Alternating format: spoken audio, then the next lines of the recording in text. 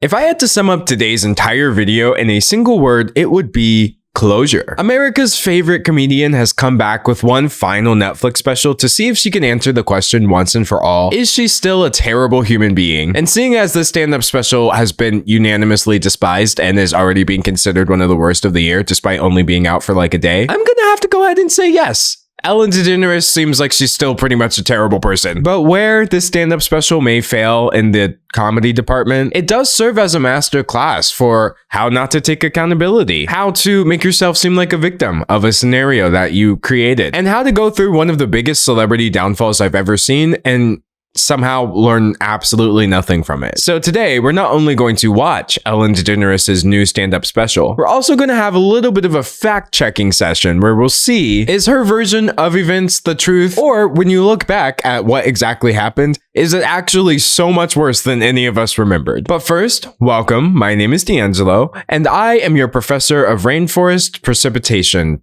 trophies, which is a very real degree that I definitely do have. Or maybe this is just me broadcasting myself talking in my room like YouTube used to be. And in today's lecture, we'll look at not only Ellen DeGeneres' return after years of inactivity, but also a recap of why exactly people were mad at her and the ways in which she was mistreating not only her employees, but also her celebrity guests. And you'll very quickly see that maybe this whole comeback plan should have been brainstormed a little harder. So this stand-up special is called Ellen DeGeneres For Your Approval, and Netflix describes it as her final comedy special. I sure hope it does. So we start with this goofy, emotional montage of Ellen's career over the years. I'm kind of just skipping past it because the only thing it makes me nostalgic for was 5 minutes ago when I wasn't watching this. They also attempt to do this cancellation recap. Ellen DeGeneres is mean. And like, honestly, could you just get to the part where you make a joke? You know, is it too much to ask for comedy in a Netflix special nowadays? Look at her, putting on a brave face, smiling through the sadness. She is kind of brave though, because low-key, why did you come back? Why did you not just remain, you know, obscure? Oh, maybe because according to Forbes, they paid her $20 million for her previous special. See, this is how I know I'm not cut out for Hollywood, because if you gave me $20 million, you would never see me again. I would literally just go live in a Minecraft house in the forest at that point. Like, don't talk to me or my son ever again. This is a joke. I have no children. I have no idea how I would manage that and daily uploads. One of them would have to go. Sorry, child. Some of you may be thinking, why is she doing this? Does she owe back taxes? But do you though? I'm here because I love doing stand-up. I miss doing stand-up, and I like making people happy, and I do care what people think. I like making people happy. Yeah, I'm gonna call a fact check on that one later, as you'll see. I would say Ellen likes making herself happy at the expense of other people, which is a completely different phenomenon. And anyone else who gets to laugh is just bonus points, really. So for some reason, Ellen opens with this very long sequence about cars and windshield wipers. It's not terrible, but it's not that funny, frankly. I have never used my parking brake. I have never parked my car and thought, I want it more parked than this. She's going the relatability route, which actually seems to be her MO. In fact, that last stand-up special she did was called Relatable. And I guess it was kind of just like a play on the whole stars, they're just like us thing. But forgive me for thinking that in this stand-up special particularly, it feels kind of forced. Like, yes, Ellen, you are still a human being. I'm sure you have driven a car at some point in your life. But I don't think you're just like us. I don't know. I personally have never run a toxic work environment or mistreated people on national television for cheap laughs. But alas, she also has a serious repetition problem in the stand-up set where she keeps saying things that aren't funny and then nobody laughs, so she'll just say it again ad nauseum. It's for lumbar support. Gotta support your lumbar. Got to. It's all any of us knows about the lumbar. It's gotta be supported. You don't get support for your lumbar anyplace other than your car. You don't even hear about the lumbar anyplace else. My damn lumbar. Never say lumbar ever again. All right, well, let me catch up on what's been going on with me since you saw me last. Okay, cool. It's only been 13 minutes. Look, I know a comedy special is not a YouTube video in that there's a metaphorical point to get to and you should do it as quickly as possible. But if you're gonna spend, 13 minutes riffing about cars and playing emotional footage of you being canceled, could it at least be funny or interesting? I got chickens. Scientists have discovered that chickens dream. Now listen, I love animals more than anyone, but I think we could take the scientists working on chicken dreams and move them on over to climate change. Oh, she really thought she ate with that. She really thought she did something. That's just so not how science works, and yet it was delivered so confidently. Like, there are already so many scientists working on the climate crisis to imply that people who are studying other fields are less valid is actually really annoying to me for some reason, especially when your job is overpaid stand-up comedian. Maybe we can take some of that $20 million and contribute that to fixing the climate crisis. I'm not saying that chicken dreaming is not worth studying. It is. But we don't need our top minds on it, I don't think. I just want her to move on. The car thing went on for so long. Now this chicken spit is going on for so long. Oh yeah, I got kicked out of show business. All right, now we're getting into the meat and potatoes. Can't wait to hear Ellen tell us from her stage on Netflix how she was kicked out of show business. Yeah, because I'm mean. Yeah, you can't be mean and be in show business. They'll kick you out. No mean people in show business. I'm out. Yeah, y'all heard I was mean. Everybody heard that I was mean. Everywhere I go, I know everyone's heard that I'm mean. This is an excruciating watch. And it's like, I don't even really feel sorry for her because this feels very self-inflicted. I came across a headline that said how Ellen DeGeneres became the most hated person in America. It's a horrible thing to say about somebody, and to make it worse, there was no trophy, no awards banquet, nothing. All right, let the victimization begin. You know what, though? I will say this. Obviously, Ellen DeGeneres by no means deserves to be the most hated person in America, but can I point out the obvious and say that she wasn't? Like, sure, some cracked article might have said that, but come on, Ellen. I just find it kind of hard to buy into this narrative that, like, everyone was being mean to Ellen, actually. Yes, many very loud people were taking it way too far, as people tend to do. But I feel like when you genuinely make a mistake and then people start relying on hate, hyper focusing on the people who were being the worst to you oftentimes winds up being a really convenient excuse to ignore the valid criticism. And that is what I feel like I'm hearing in the stand-up special. My therapist said, Ellen, where do you get this idea that everyone hates you? And I said, well, New York Times, Washington Post, Entertainment Weekly, Us Weekly. I think Elmo may have said something recently on an episode of Sesame Street. Reducing the criticism coming from these mainstream sources as everyone hates me is absurd. You know what? Let's just go ahead and perform our first fact check right now. So Entertainment Weekly seemed to focus on the former and current employees who called you out for the toxic work environment you were fostering, with Us Weekly highlighting that these staffers claimed they'd faced racism and fear. The New York Times seemed to point out the fact that you got investigated because Warner Media decided to review your workplace since employees were complaining about discrimination and mistreatment. A lot of this everyone hates me nonsense seems to be a little more specific than that. Seems to have some people here who were actually victims of the environment you were creating. I mean, I guess at most, Washington Post said Ellen DeGeneres turned kindness into a brand.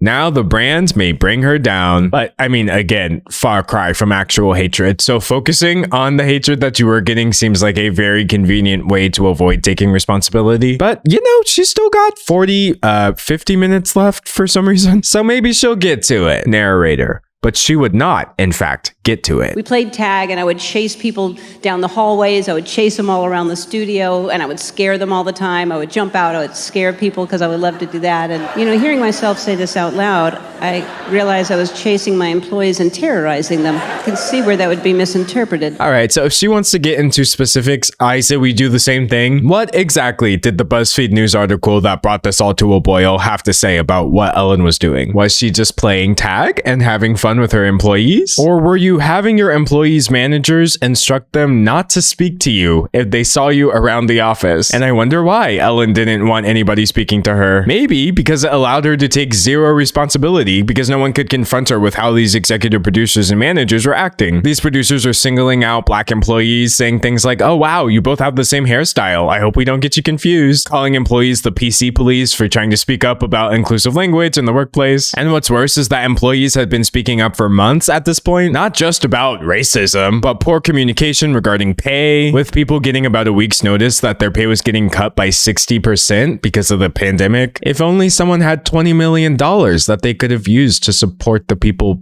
No? Okay. You've got her former bodyguard coming forward and saying working with her was kind of demeaning. Ellen is the one person that I've been assigned to, and I've been assigned to quite a few celebrities that has never taken the time to say hi to me. This also goes hand in hand with Nikki Tutorials saying that that Ellen was mean to her, appearing on a different show and telling the speaker, "It's nice that you say hi," before the show. Ellen didn't. And when asked whether DeGeneres was cold and distant, Nikki Tutorial said yes. And so when you've got people making viral Twitter threads about stories of Ellen DeGeneres being mean, I'm gonna go ahead and say Ellen DeGeneres turning kindness into a brand is a fair assessment. And you know what? It's fine. Be mean to people, you know? I mean, don't.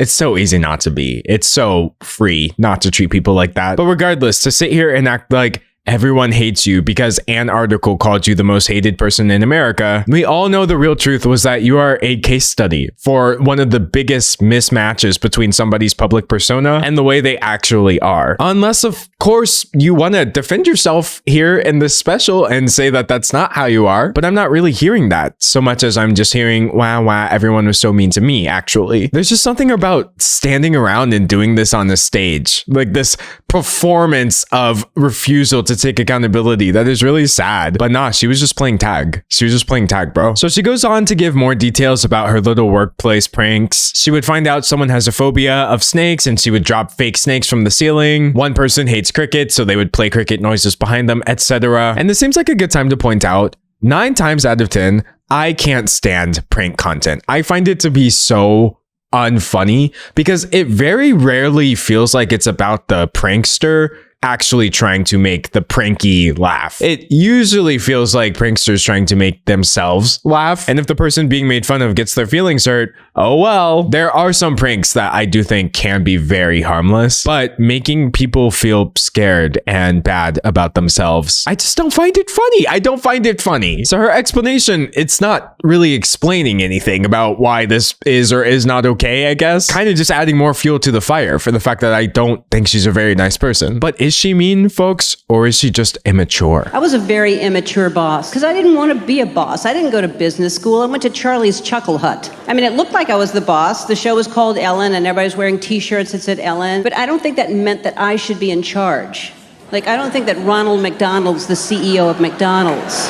Funny that you should mention a clown, but like, bro, you don't, joking or not, whether or not you're being self-aware, you don't get to opt out of responsibility like this. Obviously, she's saying these things in a tongue-in-cheek way, but I'm not hearing responsibility. I'm not hearing the part where you recognize that this was bad. Yes, your name was all over the show. And no, you did not take responsibility for this horrible work environment, let alone all the times where you directly were mistreating people and making them feel less than. Like, where is the funny? You know what I mean? We have all these unwritten rules based on gender of acceptable behavior, of who we're allowed to be and how we're allowed to act.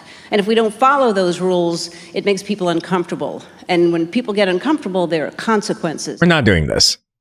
We're not going to sit here and pretend like the reason Ellen DeGeneres was canceled is because she was a woman. Listen, y'all. There are men in entertainment who are equally as mean as Ellen DeGeneres, or frankly, far worse. James Corden, I would say, is probably the most similar in that he has the same job, but for years, people have been alleging that he's rude. He himself has had to come forward and explain why he was making rude comments to restaurant servers. A director who worked with him called him rude, obnoxious, difficult, etc. And it's the exact same thing where it just goes on and on and on. There's all these stories, some of them alleged, some of them real, where you act real nice and chummy with everybody, but he just seems like an awful person. And guess what? James's show never ended because he was mean, right? I did not see a media controversy storm. So yeah, obviously there are double standards, none of which should exist for how men or women are allowed to act, or more importantly, what they can get away with. But why in the world would you bring up the fact that a man could probably get away with it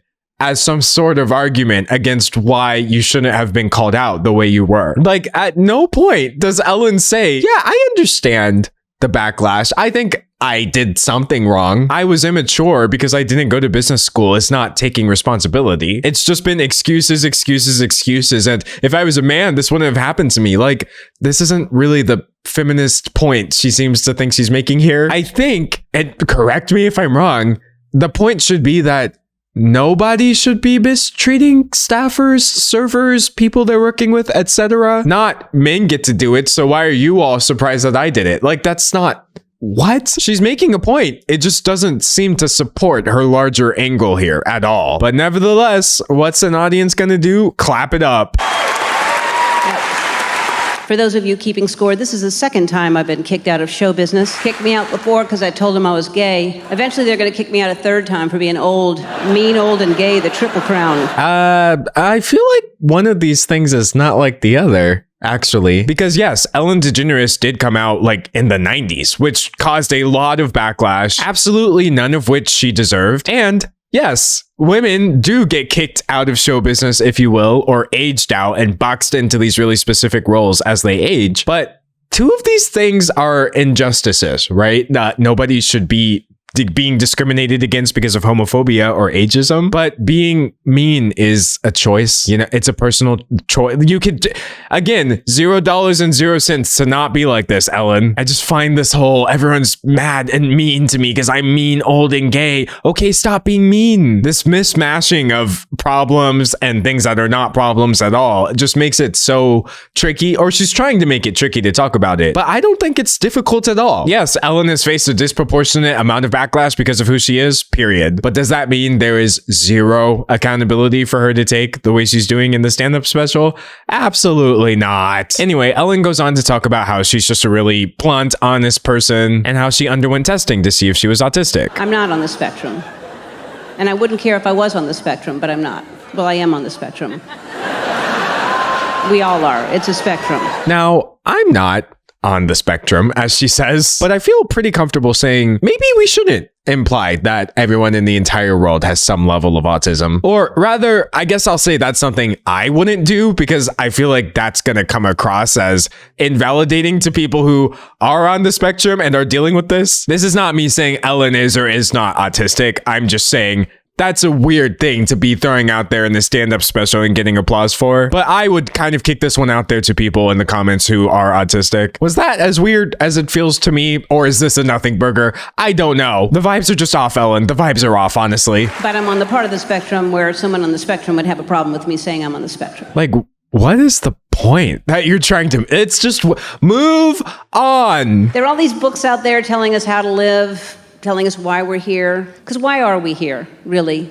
I mean, obviously to gossip and make fun of each other on the internet, but why else? Got me there, Ellen. Got me that. Pack it up, folks. They're on to us. Anyway, Ellen spends a while after the autism discussion talking about how she has ADHD, OCD, and I feel like this portion works a little better than the preceding material because at least it feels real, like she's actually talking about her experience here instead of trying to make some weird point about how the world is being mean to her. But even at that, it's just not very funny, you know? The jokes don't go very far beyond, I have ADHD and I tried to read this book and then I got distracted. Never heard that one before, you know? Honestly, you could literally take out all the social context of this being a comeback special and a response to the controversy. It would at most be a passable stand-up set, but why is at most passable all it takes to get like a 7-figure Netflix deal at this point? I almost feel like Netflix has to be messing with us. Right. They have, between Matt Rife, Joe Rogan, Ellen DeGeneres, whatever the heck happened to Dave Chappelle, I just feel like Netflix has to be doing this on purpose, surely. But anyway, throw in a few more anecdotes, funny stories, explanations, etc. And Ellen tries to tie it all together at the end. I'm happy not being a boss or a brand or a billboard, just a person. I have OCD and ADD. I'm honest, I'm generous, I'm sensitive and thoughtful, but I'm tough. And I'm impatient, and I'm demanding, I'm direct. I'm a strong woman. Can we get a fact check on sensitive and thoughtful, please? I'm so sorry, but Ellen DeGeneres is the last celebrity who should be calling themselves sensitive and thoughtful. Let's just go through a few of my favorite Ellen DeGeneres celebrity moments, because you know it's bad when you are legitimately such a mean person. It even jumps out while you were talking to famous people on your show. This isn't even something she tried to keep behind the scenes. She's just mean. This is an old clip, but back during the height of that Taylor Swift is a serial dater nonsense, where everyone wanted to shame this woman for having Riz, basically, Ellen brought her on the show and then started grilling her about the multiple men she's dated over the years. I haven't talked to him in a while because we didn't date. Yes, you did. Why do you deny it?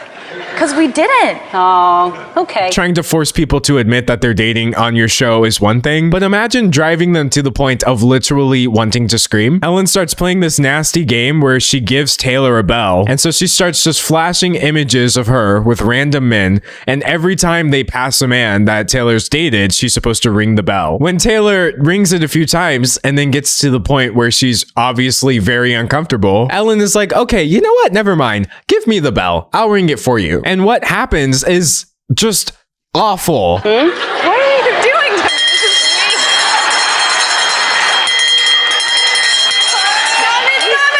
Okay, all right. This makes me feel so bad about myself. Every time I come up here, you put like a different dude up there on the screen. How is this funny? Why did anybody laugh at that? This is insane. But Ellen loves to do this, right? She loves to find celebrities who have this media nonsense being spun about them, and then she plays into it. And no matter how invasive it is, no matter how bad she makes them feel, it's like she wants them to lose their composure. This is just disturbing television content, frankly. And like, it goes so much deeper than playing into misogynist rhetoric about Taylor Swift's dating history. There was one point where people were speculating whether or not Mariah Carey was pregnant, but she was choosing not to reveal this information because that's none of our business. But Ellen wanted to make it not only her business, but everyone's business. Let's toast to you not being pregnant. If you're not pregnant, then we should. My goodness.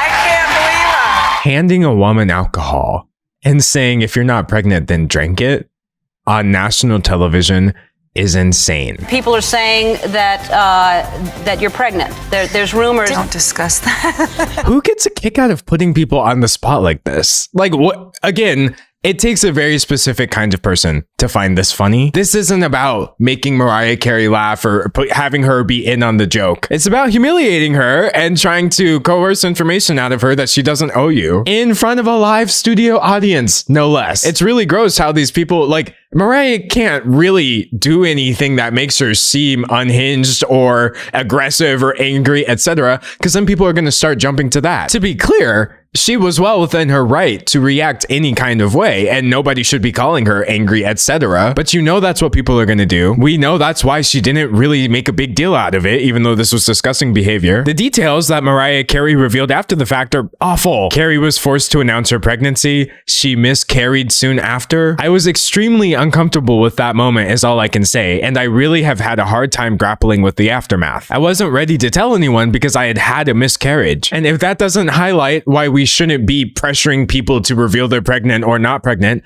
I don't know what does. But I wasn't done.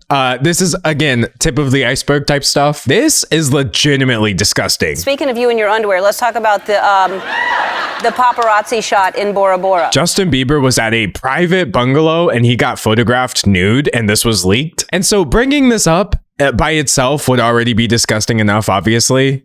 Because why are we discussing this on TV? But y'all, why did she display the pictures on the screen behind him? Why did she pull up Justin Bieber's nude leaks and show them on national television in front of him? How did you not see that there was paparazzi there? Justin Bieber looking back at his own leaked photos on a giant display while trying to remain cool and fend for himself against why he should have taken more responsibility for that. What? Well, I just didn't see them. I think I wasn't really looking out for them either. And don't forget Ellen's classic, you owe me all of your personal information. I mean, you can say, why can't you say you're dating somebody? I'm not dating anyone, though. She's just a friend? She's just a friend. Wow. Honestly, even if she was right, why are you trying to get people to admit things that they're not uncomfortable with on national television? Also, if you thought people's nudes or pregnancy or dating history was a lot, what about people's children? Well, it seems like you're busy with something because you're forgetting to cut your son's hair.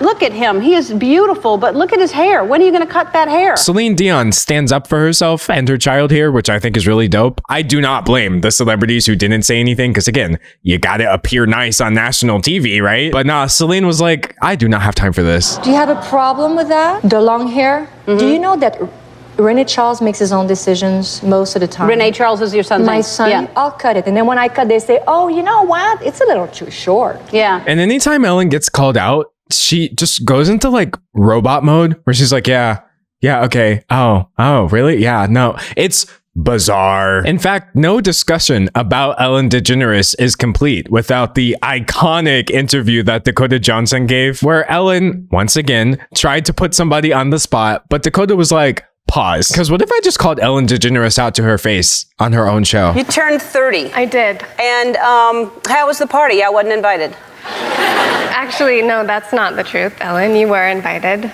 Last time I was on the show, last year, you gave me a bunch of about not inviting you, but I didn't even know you wanted to be invited. Ellen is going to try all her tricks of like diffusing and denying or just pushing through it by saying, yeah, okay. But Dakota is like, nah, fam, not today. Well, I didn't even know you liked me. Of course I like you. You knew I liked you. You've been on the show many times. But I did invite you and you didn't come. If I was in Ellen's seat at this point, I think I would have evaporated. I would have disintegrated. Thanos would have just snapped me away. This time you invited me? Yeah. Are you sure? Yeah. How do you know? I don't think so. Ask everybody. Ellen was taking advantage of the norm for celebrity culture at the time when her show started, which was that no amount of mistreatment was enough to justify a celebrity speaking up, right? You have to tolerate things, you have to put up with it because you in some weird way deserve it because you're famous, etc. But now in a world of younger and younger celebrities, and now of course we've got our Chappell Roans, etc., this stopped flying. It stopped working, you know? And that is why I really believe Ellen DeGeneres' career came to an end. The mean, nasty streak that ran through her show, regardless of how many good, wholesome, important moments she had, that could not really coexist in an environment where people actually felt free to speak up for themselves and say, hey, you're lying, or this is bullying, or why are you doing this, etc. Trying to spin Dakota Johnson as some sort of bad friend, like, oh, you didn't invite me. When you've received multiple invites, you know this. You just chose not to show up. It's just weird behavior. And I'm glad that we saw an example of it not working. Ask Jonathan, your producer. Who said you were? I was he's invited? right there. Why didn't I go? I don't know.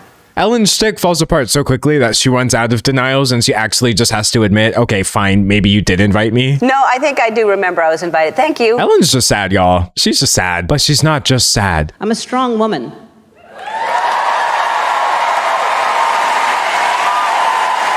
I kid you not, people start clapping for a full minute.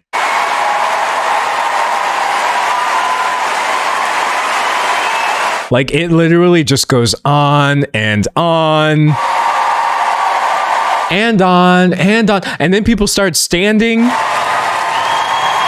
I'm sorry, this did not deserve a 60-second standing ovation. To call yourself a strong woman in a stand-up special in which you were incapable of taking any responsibility for anything that you did, and to get applauded for it on stage while saying you have been kicked out of show business. Really, Miss DeGeneres? Really? This is what we're going with. Thank you so much. I'm proud of who I've become. Who did you become? Who did you become? Ellen, please explain to the class quickly. So after a lifetime of caring, I just can't anymore.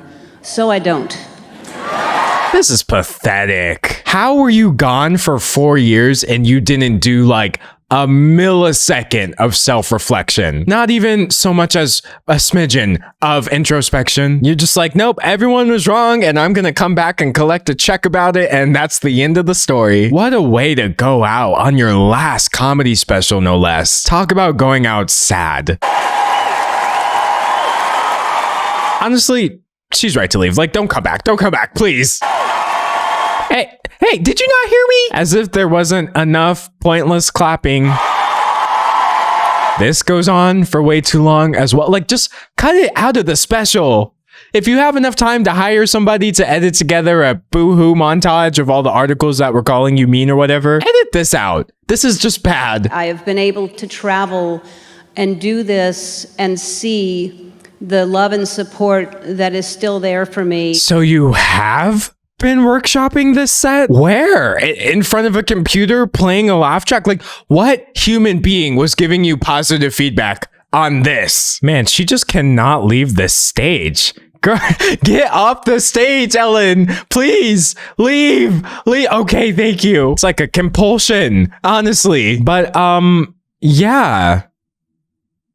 And listen, I do have to acknowledge the elephant in the room. Humor is not meant to be intercut every few seconds with a sarcastic guy pointing out how the jokes aren't funny. But I promise you, watching it just straight through by myself was the exact same experience. The stand-up special wasn't funny. It was obviously an exercise in trying to reclaim the narrative a little bit, but all Ellen has done is really prove everybody right. She is who people thought she was. She's just mean. She doesn't see this as something to change, something to work on. She doesn't even see why she should have been called out in the first place, because other people were getting away with it. And really, if she wants to live, I guess, in this delusional world where that was a successful stand-up special, go off, I guess. But from over here, it was giving nothing but desperation, deflection, and an audience who probably would have clapped and laughed no matter what she said. But that's my take on the situation. Dave's take on the situation is that I have no room to criticize Ellen because I too am running a toxic work environment. But I've tried to explain that a 50-50 split doesn't really make sense when I